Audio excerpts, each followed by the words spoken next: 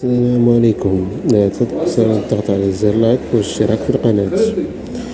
يواجه المنتخب المغربي لكرة القدم داخل القاعة للسيدات في نهائي بطولة كأس أفريقيا اليوم الأربعاء 30 أبريل 2025 النظيرة التنزاني الذي انتزع بطاقة العبور انتصاره المثير على نظيره الكاميروني بنتيجة 3 أهداف ل2 في مباراة نصف النهائي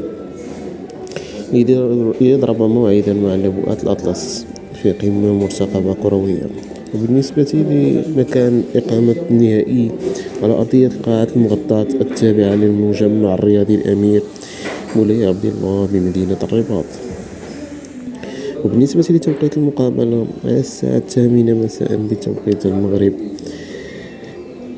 و22 العاشرة ليلا بتوقيت السعودية ومصر، والساعة 11 ليلا بتوقيت الإمارات. بالنسبة للقنوات الناقلة، قناة الرياضية المغربية التي سوف تنقل هذه القمة الكروية. ونتمنى للمنتخب الوطني النسوي تحقيق اللقب القاري مستفيدا من العامل الأرض والجمهور، وبالتوفيق لمنتخبنا المغربي. وشكرا لكم على هذه المتابعة.